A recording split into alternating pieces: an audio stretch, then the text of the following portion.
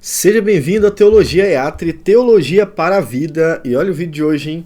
Nós vamos ler e interpretar 1 Samuel, capítulo 28, mais especificamente sobre a passagem onde Saul consulta uma bruxa, né? Ou ali uma espírita, como algumas pessoas preferem chamar. Será que esse texto é simbólico, para começar? Será que as bíblias de estudo, né, que comentam esse texto são espíritas, como algumas pessoas têm dito por aí?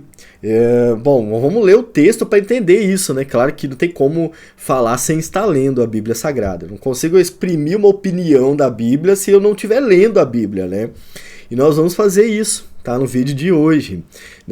Bom, além disso, tem um conteúdo extra para vocês.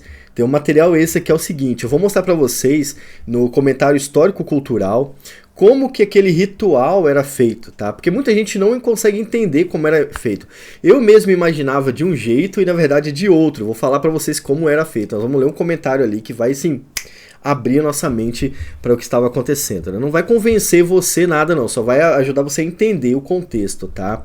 Bom, antes de começar aqui a nossa leitura, se inscreve no canal, né? Curte o vídeo se você gosta desse conteúdo, se você gosta de leitura desses textos mais polêmicos, curte o vídeo. Se quiser, indica aqui nos comentários um texto para a gente fazer outra leitura, né? Esse é 1 Samuel 28, até aquele ponto polêmico, mas o próximo vídeo pode ser outra coisa, né? Coloca aqui nos comentários. Bom, eu tenho que falar da área de membros, né? Estamos com muito estudo na área de membros, vai vir mais coisas. Eu tenho planos para os membros que querem estudar teologia comigo. Para isso, você tem que ser membro do canal. Então, clica aqui em Seja Membro, é muito barato, tá? Todo mundo pode ser membro, é muito barato e tem muito conteúdo pronto, né? Além disso, pessoal, quero mostrar uma coisa para vocês. Deixa eu abrir aqui o blog, pera um pouquinho só. Tem duas paradas aqui, ó. Tem um conteúdo que era da área de membros que eu estou deixando aberto para vocês. Olha que legal. Eu vou abrir aqui para vocês verem qual é o conteúdo. Vou mostrar a página que vocês vão ter acesso a isso aqui, né? Então vocês vão lá depois, ó. Essa é a página, teologiaeatre.blogspot.com, tá? O link tá na descrição também, se não tiver me lembra, né? Lá vocês vão ter acesso a um estudo gratuito, tá? Eu liberei ele inteiro para vocês, ó. Esse é o estudo Interpretando as Escrituras. Tá vendo aqui? Né? Tá aparecendo aí, tá, né? Vocês vão clicar aqui Interpretando as Escrituras e todos esses estudos aqui estão prontos para vocês. Todo mundo pode aprender a ler a Bíblia aqui no Teologia EATRE, tá bom? São 15 vídeos totalmente liberados para vocês. Agora, quem é membro do canal tem acesso ao restante dos estudos, tá vendo? Tem muito estudo, inclusive eu gravei mais aqui sobre a igreja, uma defesa da igreja cristã, vai entrar mais um estudo aqui, e vai entrar mais um estudo de teologia, conversa teológica, enfim, eu vou gravar mais conteúdo para vocês. Dê uma olhada depois para você ficar por dentro do que está acontecendo. Agora, olha só. Tá entrando muito estudo aqui no blog Palavras em Chamas, tá? O blog Palavras em Chamas é o blog do canal, onde eu escrevo ali constantemente. Então, tem muito estudo para vocês. Inclusive, tem uma entrevista com o ChatGPT sobre o futuro dos jovens, tá? Tá lá no... Eu vou até abrir para vocês aqui, para vocês verem como é que funciona. Olha aí, ó. Uma entrevista que eu fiz com o ChatGPT sobre o futuro dos jovens, usando como ponto inicial a história do H.G. Wells, né, que é a história... A Máquina do Tempo. Então ficou muito interessante, tem muita coisa aqui absurda que o ChatGPT fala, vocês podem aproveitar por lá, né? Fora isso, pessoal, nós temos os livros do canal, né, que eu sempre falo aqui para vocês. Os livros do canal são com conteúdo que entrou aqui para o nosso canal, por exemplo, Texto e Contexto, contém um estudo integral usado para fazer os vídeos leitura e interpretação. O texto está aqui, tá bom? Além desse livro, nós temos aqui o Diário de Bordo 85, que contém um monte de estudos do canal, tanto de vídeo como de texto, que eu coloquei aqui num livro para vocês, tá? Tá com preço bom agora, eu baixei o preço para vocês, para todo mundo poder comprar, e o link tá na descrição. Deixa eu só dar um recado aqui. Devaí eu comprei o livro e demorou para sair. Pessoal, esse tipo de gráfica, que é o iClap, né? Ela demora 7 dias para produzir o livro, tá vendo? O iClap, ó. Ela demora 7 dias para produzir o livro. Não significa que não estão fazendo o seu livro, estão fazendo. São 7 dias úteis, tá? Esses livros aqui eu comprei. Então eu experimentei o mesmo processo que vocês. Então tenham paciência que vai chegar, tá? Eles trabalham muito bem, beleza? Bom, olha só. Eu tive que dividir o texto de 1 Samuel 28, né? Tá aqui. Deixa eu só tirar uma marcação aqui. Tá aqui, ó. Eu dividi ele em quantas partes aqui? Em algumas partes, tinha 7, 8 partes, tá? Para que eu fiz isso? Para a gente entender cada passo do texto e chegar à conclusão do texto, né? Que era ou não Samuel. Então vocês vão chegar a essa conclusão conforme a gente vai lendo. A primeira parte do texto vai do versículo 1 até o versículo 4. Essa é a primeira parte, que vai falar sobre o contexto do texto. Né? Para quem estudou leitura imersiva, para quem estudou o livro também, vai saber o que é contexto, né? E sabe como achar o contexto do texto. E aqui está o contexto histórico do texto. Acontece mais ou menos 1000 a.C. Davi ainda não era rei, ele se tornaria rei. Isso aconteceria justamente por causa dessa guerra aqui, que vai acabar com a vida de Saul, né? Saul perde a guerra por causa disso, mais ou menos 1000 a.C., né? E o texto diz o seguinte: sucedeu naqueles dias que, juntando os filisteus, os seus exércitos à peleja, para fazer guerra contra Israel. Os filisteus se levantaram contra Israel. E aí Aquis disse a Davi, né? Sabe de certo que comigo sairás ao arraial, tu e os teus homens. Né? E então Davi disse a Aquis: assim saberás o que fará o teu servo. E disse Aquis a Davi: por isso te terei por guarda da minha pessoa para sempre. Contexto histórico, tá?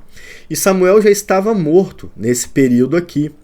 E todo Israel tinha chorado a morte dele, o tinha chorado, e o tinha sepultado em Ramá, que era a sua cidade. E Saul tinha desterrado os adivinhos e encantadores. O que significa desterrados? Ele tinha expulsado, desterrados de tirar da terra deles lá. Saul tinha expulso os adivinhos e os encantadores do meio do povo de Deus. Né? E ajuntaram-se os filisteus e vieram, acamparam-se em Sunem, e ajuntou Saul todo o seu exército, todo Israel, e se acamparam em Gilboa. Então isso aqui é o contexto histórico, tá? Saul foi consultar a bruxa lá, justamente porque ele estava com medo dessa guerra que os filisteus travaram contra ele, né? É isso que motivou Saul a buscar ajuda espiritual, digamos assim. Então essa é a primeira parte do texto. Acho que é fácil de entender, né? Não precisa a gente ficar rodeando o texto, não. Então aqui no versículo 5 e 6 a gente tem Saul com medo disso, né? E vendo Saul arraial dos filisteus, temeu e estremeceu muito o seu coração. E aí o versículo 6: e perguntou Saul ao Senhor, porém o Senhor não lhe respondeu, nem por sonhos, nem por Urim, nem por profetas. Saul buscou a Deus para entender o que estava acontecendo, se ele ia ganhar, tudo mais, né? Então ele buscou isso diretamente ao Senhor, talvez em oração, né? Ele buscou por sonhos, ele esperou sonhar sobre isso, e ele também procurou o Urim, né, que é uma espécie de adivinhação que acontecia no Antigo Testamento, né? Eles jogavam o Urim e o Tumim, com base no resultado, eles entendiam que eram a verdade de Deus. E Deus se manifestava pelo Urim e Tumim, tá? E nem os profetas falaram com eles. Ninguém ajudou Saul. Saul estava sozinho, né? Deus parou de falar com Saul de todos os meios possíveis e impossíveis presentes aqui naquele contexto, é claro, né? Então essa é a segunda parte. A terceira parte, Saul fica desesperado, ninguém tá falando com ele. A terceira parte, ele procura a feiticeira, tá lá no versículo 7 até o versículo 10, tá? Isso aqui é um pouco maior o texto, né? Mas aí aconteceu o seguinte: então disse Saul aos seus criados: buscai-me uma mulher que tenha o espírito de feiticeira, para que vá a ela e consulte por ela. E os seus criados lhe disseram: eis que em Endor há uma mulher que tem espírito de adivinhar. E Saul se disfarçou e vestiu outras roupas, e foi ele com 2 homens, e de noite chegaram à mulher e disse: peço-te que me adivinhes pelo espírito de feiticeira e me faça subir a quem eu te disser. Tá vendo aqui o me faça subir? só vai fazer sentido para vocês agora que eu vou falar como é que era feito esse ritual, tá? Mas enfim, Saul procurou a mulher disfarçado, tá? Ele não queria que ela soubesse que era Saul. E aí ela chegou para ela e pediu que adivinhasse pelo espírito de feiticeira e fizesse subir alguém, ó, a quem eu te disser. Então a mulher lhe disse: eis aqui tu sabes o que Saul fez. Né? Ela falou: você sabe o que Saul fez, né? Como tem destruído da terra os adivinhos e os encantadores. Por que, pois, me armas um laço à minha vida para me fazeres morrer? A mulher é esperta, né? Você sabe que Saul matou todos os adivinhos, expulsou eles da terra. Por que você está mandando eu fazer isso? Você está querendo armar uma armadilha para mim? Você está armando para mim, né? Você está de sacanagem com a minha cara, como a gente fala hoje, né?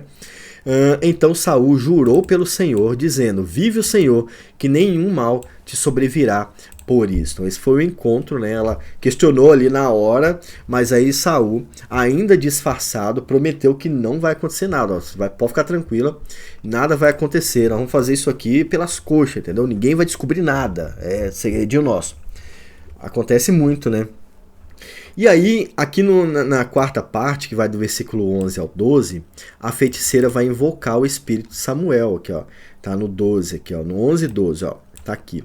Então a mulher lhe disse: a quem te farei subir? Olha a palavra subir, vai fazer sentido agora, eu vou explicar para vocês, tá? E disse ele: faze-me subir a Samuel. Vendo, pois, a mulher a Samuel, ó, ela fez subir. Vendo, pois, Samuel, gritou com voz alta e falou a Saul, dizendo: por que me tens enganado? Pois tu mesmo és Saul. No momento em que ela vê Samuel, ela descobre que é Saul que está ali. Talvez pelo susto que Saul tomou, e pelo susto que ela tomou também, né? Mas ela percebeu que era Saul.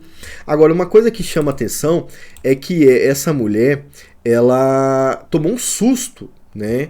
Ela tomou um susto quando viu que tinha dado certo aquele ritual, entendeu? Talvez porque ela nunca tivesse visto dando certo. E é por isso que eu vou mostrar para vocês o comentário histórico-cultural agora, ó. Olha o que está escrito lá. Tá um pouco escuro, mas eu vou ler para vocês, né? Vai ficar mais fácil de entender, ó. Os procedimentos para invocar os espíritos. Olha que doido, cara. Isso aqui é muito louco. As literaturas grega, mesopotâmica e especialmente hitita oferecem detalhes sobre a invocação dos mortos. Primeiro, era feito à noite. Olha só. Eu não estou dizendo que isso aqui funciona, estou dizendo que eles faziam isso, tá bom? Então presta atenção, há uma diferença muito grande entre fazer e dar certo, tá? Então eu vou falar sobre isso na parte final do vídeo, né? Os detalhes, né? Aqui, ó, especialmente a Odisseia, né, a literatura da Odisseia, né, o texto da Odisseia de Homero. Primeiro, era feito à noite, tá? Tinha que estar de noite para fazer. Por quê, né? Por que será? Já vou falar por quê. Depois de identificado o local, cavava-se um buraco com uma ferramenta especial. Então eles tinham que cavar um buraco no chão. Por que tinham que cavar um buraco no chão? Não sei, não faz sentido mesmo. Mas era assim que eles faziam, entendeu? Não tem sentido, mas era isso que era feito. Então, novamente, eles se reuniam num lugar, cavavam um buraco no chão, tá? Com uma ferramenta mágica, talvez, especial, né? Colocava-se no buraco uma oferta de alimento.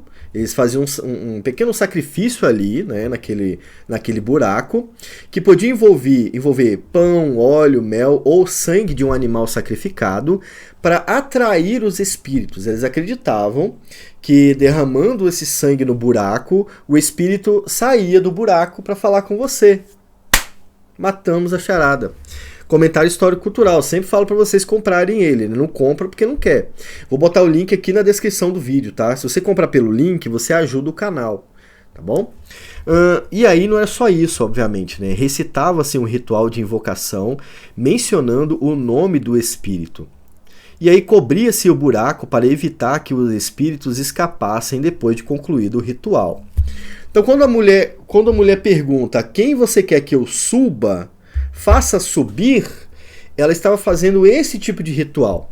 Um buraco no chão, né, de onde o espírito se manifestaria pelo pano ali, ou sei lá, ele apareceria, entre aspas, ali e conversaria com eles, né? Era coberto com pano porque o espírito não ia fugir se tivesse um pano. Hoje, em 2023, não faz sentido, né? Mas estamos em 2023. Numa época onde as pessoas inventavam um monte de mentira, isso fazia sentido para eles, entende? Tanto o mediador como o cliente desempenhavam cada um seu papel de acordo com os procedimentos. Os espíritos que subiam vinham na forma humana e geralmente eram capazes de se comunicar diretamente com o cliente. Nos encantamentos de necromancia na Mesopotâmia, por exemplo, somente o mediador podia ver o espírito. Aí que está o golpe. Aí que vem o golpe, só o mediador pode ver, entendeu? Assim como acontece hoje, tá bom? O que era obtido por meio de unções rituais espalhadas pelo rosto. Então eles mudavam o rosto ali para parecer mais santos, né? Deixa eu voltar aqui pro texto. Então, é isso que aconteceu no texto. Por isso que fala aqui, ó, a quem te farei subir. Subir de onde? Do buraco que fazia parte do ritual. Entendeu?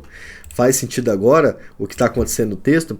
Muita gente imagina, cara, e eu também imaginava que Saul estava ali com os seus companheiros e a bruxa numa mesa onde havia um ritual de espírita acontecendo, né? O ritual espírita é muito parecido com isso, mas ele é feito numa mesa, né? E geralmente o espírito fala por intermédio de alguém escrevendo na carta. E claro, é óbvio que não é um espírito falando, ali é o próprio cara que está escrevendo. O cenário é montado, o cara é muito inteligente, ele finge estar fazendo tudo isso, tá? Ou às vezes o espírito fala e o cara usa a leitura fria com a pessoa, enganando ela, entende? Hoje é assim que acontece, tá bom?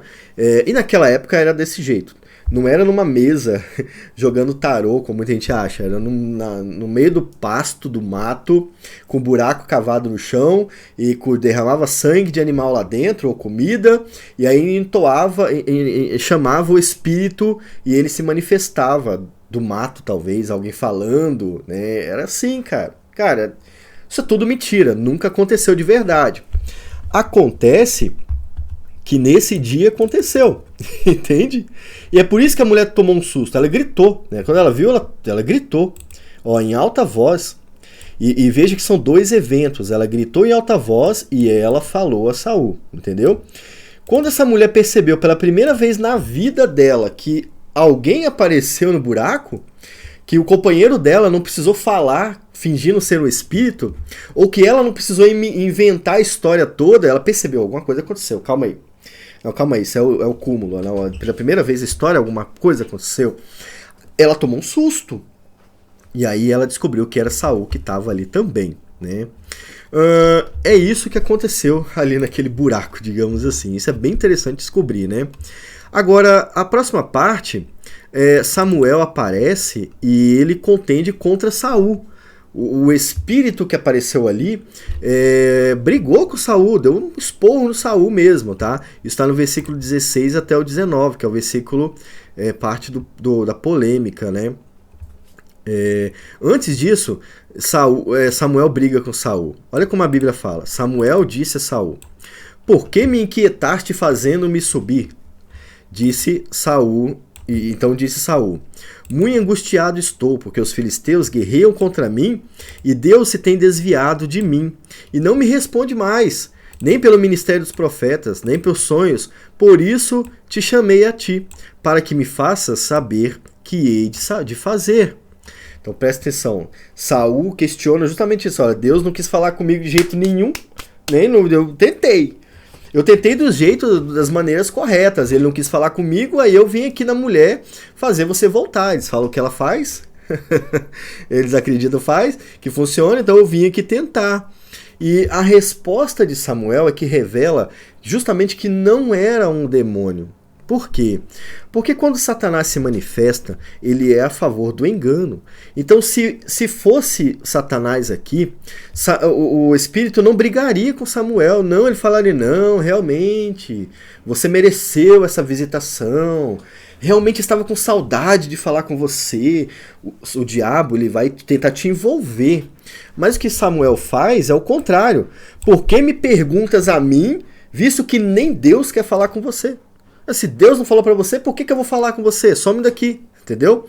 A resposta do Espírito demonstra que não era um demônio, que era Samuel mesmo falando, dando uma pregada ali em Saul, porque Saul foi encher o saco dele, entende? E vou ler a resposta na Bíblia para ficar mais legal, né? Porque senão fica estranho. Por que, pois, me perguntas a mim, visto que o Senhor te tem desamparado e se tem feito teu inimigo? Algumas informações aqui importantes e relevantes para a gente. Deus abandonou Saul, né? Parou de falar com Saul e se tornou inimigo de Saul, entendeu? Por isso ele não vai falar com Saul, né? Ele não vai falar mesmo. Deus se tornou inimigo, afinal de contas, esse era o momento em que Deus ia castigar Saul e tomar o reino dele e dar para Davi. Deus já tinha planejado isso na eternidade, ele vai fazer isso agora, entende? E aí a gente tem aqui o que Samuel fala para Saul no meio disso tudo, até o versículo 19, tá? Essa é a parte 6 aqui da nossa leitura. Porque o Senhor, e agora Samuel falando, tá? Porque o Senhor te tem feito para contigo, como pela minha boca te disse. E tipo assim, dá a entender que Samuel tinha avisado a Saul, né? E agora Samuel tá falando assim, Deus tá fazendo o que eu disse que ele ia fazer com você. É basicamente isso que ele tá falando. E o Senhor tem rasgado o reino da tua mão e o tem dado ao teu próximo, a Davi. E agora Saul descobre, então é isso que ia acontecer, o Senhor ia tirar o reino de mim, ele me deu o reino, agora vai tirar de mim e dá para Davi, né? E Saul perseguiu Davi várias vezes por inveja, ou por ciúme, né? E aqui ele descobre que essa era a vontade de Deus, né? Então Davi fala isso para ele, ó, Deus está fazendo o que eu tinha te falado que ele faria, tá? Como tu não destes ouvidos à voz do Senhor e não executastes o fervor da sua ira contra Amaleque, por isso o Senhor te fez isso hoje. Olha só, o texto é de um profeta. O escritor escreveu um texto de Samuel falando com Saul, entendeu? É a mesma linguagem de um profeta. Muito diferente daquela linguagem doce, né, e provocante de Satanás que você vê na queda de Adão e Eva, você vê em Satanás tentando Jesus. É diferente a linguagem, entendeu? Você tem que analisar até isso. Então o espírito que está aqui, né, ele realmente é um espírito profético mesmo. E o texto está falando que é Samuel. Tá? E o que ele está falando faz todo sentido, faz sentido verdadeiro, sabe? Não é uma distorção da verdade, que é típico de Satanás, né? E aí ele continua, e o Senhor entregará também a Israel contigo nas mãos dos filisteus, e amanhã tu e os teus filhos estareis comigo, e o arraial de Israel o Senhor entregará na mão dos filisteus. Aí aqui tem dois problemas que a gente precisa resolver, né? Calma aí. Amanhã, tu e os teus filhos, mas Saul não morreu no outro dia, Saul morreu no outro tempo. Não, passou 24 horas e 50 minutos, então Saul não morreu no mesmo dia. Não, Deus tem que falar as coisas acontecer no meu horário, do jeitinho que tá aqui no meu relógio. Ignorância é isso, né?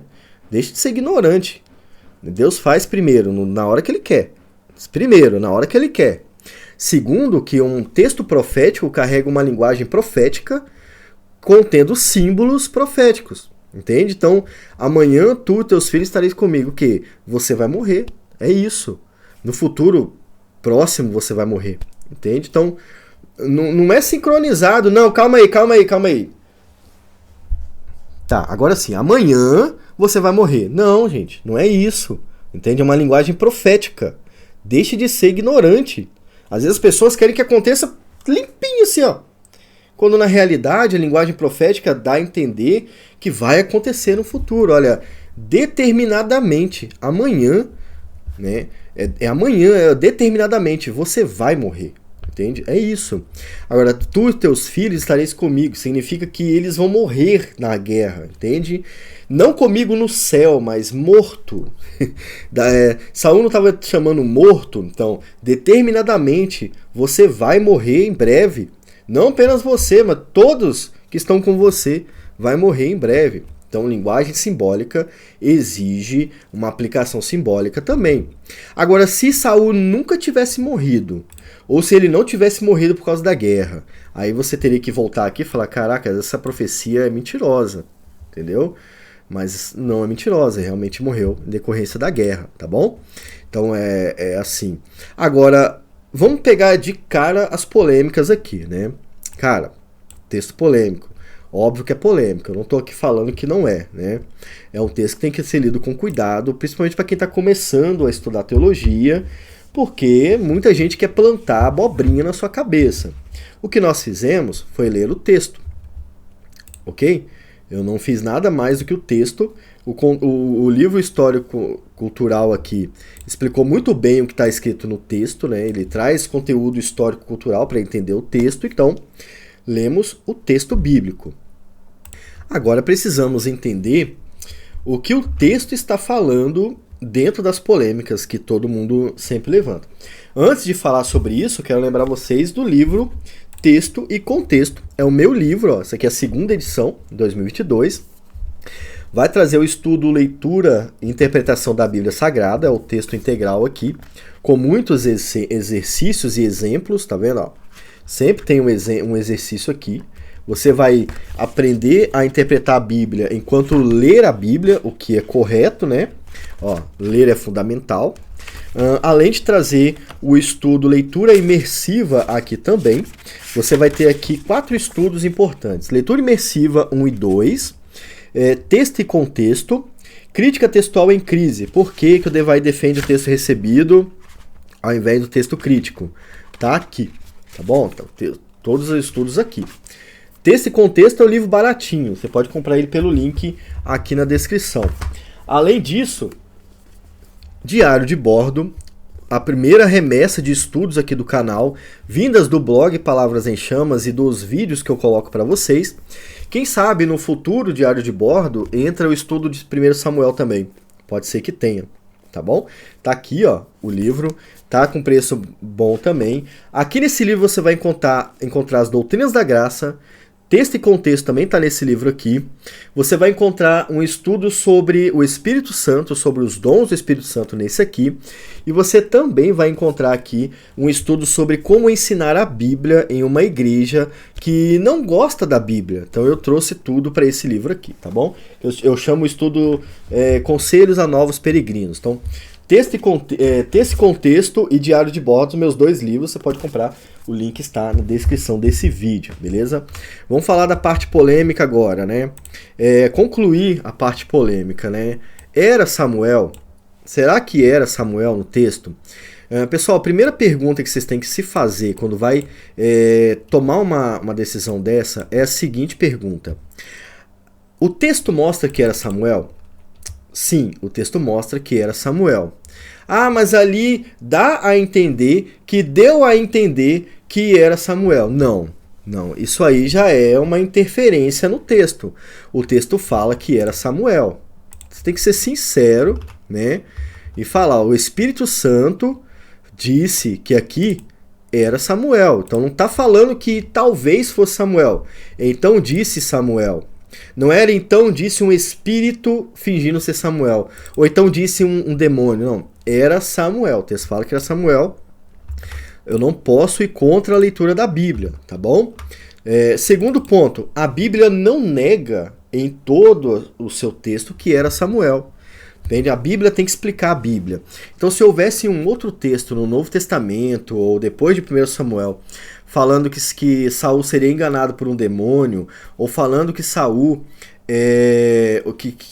que um espírito fingiria ser Samuel, né, e tal. Se houvesse alguma coisa assim na Bíblia, aí você teria que voltar lá e interpretar de outra forma. Não há nenhum texto na Bíblia falando que não era Samuel, tá bom? Terceira prova. O Espírito falou como um profeta e foi reconhecido como Samuel. entende? Aonde que é reconhecido que era Samuel? Pelas vestes, né? Aqui, ó. Aqui, cadê? Aqui, ó. Como é a sua figura? Vem subindo um homem ancião e está envolvido numa capa, entendendo Saul que era Samuel, por causa da veste, entendeu? Os profetas usavam esse tipo de veste, entende? E Saul também entendeu que era Samuel. Aqui o texto não está falando que Saul foi enganado. Ele viu e entendeu, é Samuel. É isso que o texto está falando. Perfeito? Mas isso prova que era Samuel mesmo, não tem jeito. A profecia era verdadeira. A profecia do que Deus tinha falado e do que ia acontecer. O diabo não pode adivinhar o futuro, ele não sabe o que vai acontecer, entende? Ele não sabe. O profeta sabia, porque Deus tinha mostrado para ele, né? Então sim, era Samuel. Eu lamento muito para quem não gosta dessa explicação, mas o texto fala que era Samuel. Segundo, esse ritual não é proibido? Sim, ele é proibido. E todo mundo sabe que é proibido. Os homens não podem fazer, né? Primeiro porque é um ritual pagão. O povo de Deus nunca foi ensinado a fazer esse tipo de ritual. Sonhar com quem morreu, buscar a ajuda de um vidente, tudo isso é proibido, é condenável. Deus condena quem faz isso nas Escrituras. Aquela mulher, obviamente, ela foi condenada por isso, tá? Ela não foi salva porque fez isso, não. Ela nem foi salva porque era Samuel que apareceu, ela foi condenada ao inferno. A não ser que Deus tenha salvo ela, mas o texto não fala isso, né? Também por envolver engano, porque Satanás está por trás de toda mentira. Satanás está por trás de todo engano. Então, por isso, era proibido. Esse ritual, ele não funciona nem no Antigo Testamento, nem hoje. Nunca é um espírito verdadeiro falando. Nunca falam a verdade de forma relevante, tá? Como Samuel falou ali. Nunca acontece isso. O que acontece é que as pessoas fingem estar falando por um espírito, entendeu? Existem muitas técnicas de comunicação para isso. O cenário também ajuda você a acreditar nisso. Então, nenhum ritual desse funciona de verdade. Às vezes a pessoa fala que está com espírito e fala usando técnica de leitura fria, de hipnose e tudo mais. E a pessoa do outro lado, que está fragilizada, ela acredita, entende? Então, nenhum ritual desse funciona. Esse funcionou, porque Deus permitiu que funcionasse. Mas nenhum outro funciona. Nem no passado, nem no presente, nunca vai funcionar. Por que não funciona? Porque os mortos estão sob a autoridade de Deus. Sabe, quando alguém morre, ele não está livre por aí, caminhando como fantasminha, não. Jesus ensinou, né, isso claramente quando falou sobre o rico e Lázaro. Não é só porque o fantasma quer sair que Deus, não, beleza, vai lá. Vai, mas volta cedo para você jantar. Não. Quando você morrer, você vai para um estado, a gente chama de estado intermediário, e você não vai sair de lá mais. Dali você vai para o céu, para o inferno, para sempre. Entendeu? Lembra que o rico, que não foi salvo, quis voltar e falar de Jesus, de Deus, para os seus parentes? E aí, o que aconteceu? Não, nada disso, não vai voltar não. Eles podem ouvir quem está falando lá, entende? Então não tem essa liberdade de sair. Nem quem foi salvo e nem quem está no inferno, entendeu? Então por isso que nenhum ritual nunca vai funcionar, tá? Esse do texto funcionou porque Deus quis que fosse assim, mas nenhum funciona, tá bom? Então não é proibido porque o fantasma aparece, não. Não é proibido porque os mortos voltam falando, não é proibido porque não funciona primeiro, né? É tudo enganação, por isso que é proibido também. Agora, uma explicação bem simples para esse ritual, para você ver que ele é uma farsa, né? Em nossos dias, eles primeiro fazem o ritual num lugar escuro, lá no passado. Hoje em dia também é no ambiente escuro, né? Aquele ambiente dark, assim, com as luzes negras, né? Isso colabora com as estratégias por trás. Por exemplo, eu preciso usar estratégia de hipnose. Eu preciso usar hipnose conversacional, que é um tipo de hipnose. Você precisa estar relaxado, por isso tem que ser lugar mais ambiente escuro. Porque você relaxado é mais fácil de você acreditar no que eu vou falar por meio da hipnose, tá bom? Pesquisem sobre hipnose, vocês vão descobrir tudo isso que eu tô falando para vocês. apenas a feiticeira vê o defunto. Olha que coisa, né? Só a feiticeira vê. Por quê? Só ela vê porque só ela que está fazendo isso mesmo. Ela está fingindo tudo, então só ela vê.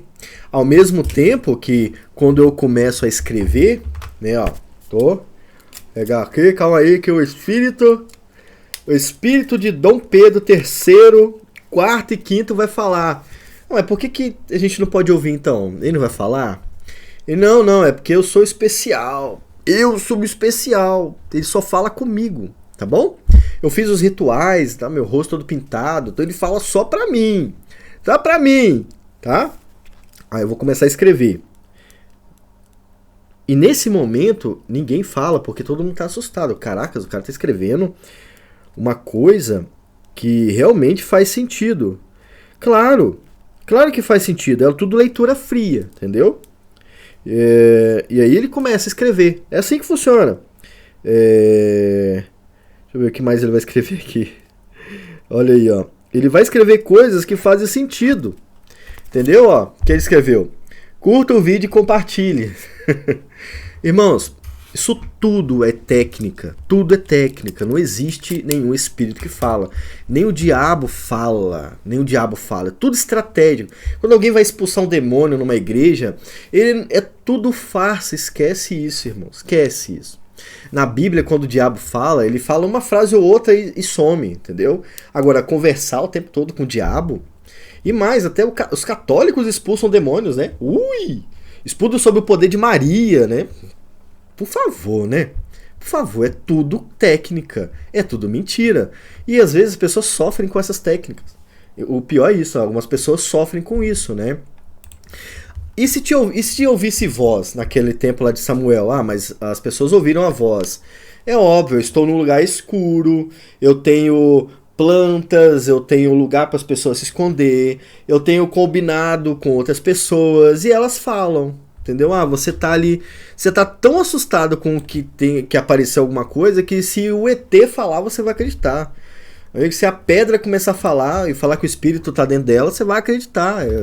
O estado emocional é muito... ele é muito sensível, ele acredita em qualquer coisa, entendeu? Então é por isso que as pessoas acham que funciona.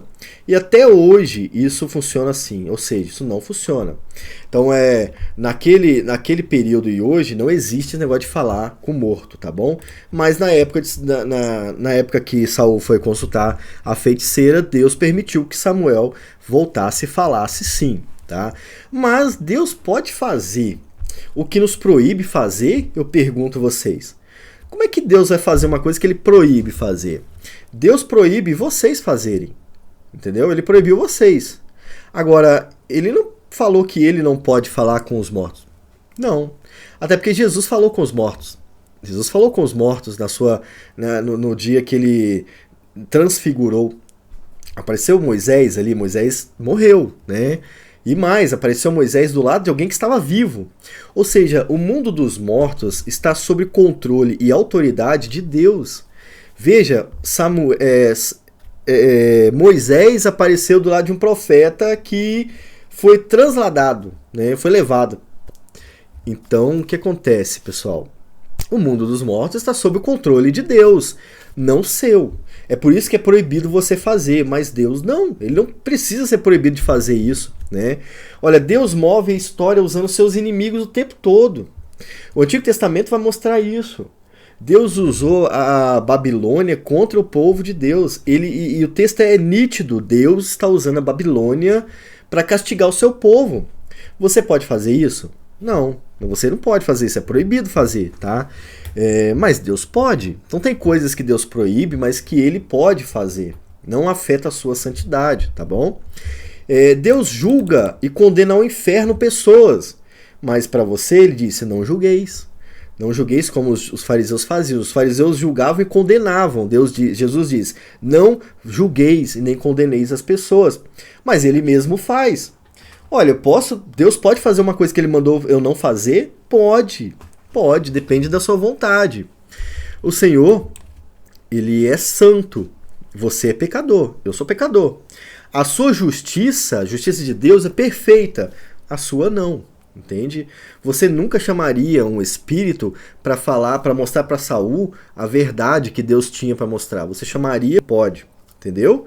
Deus não. Deus usou esse evento para sua vontade e aí ele realizou sua vontade. Deus é santo, você não.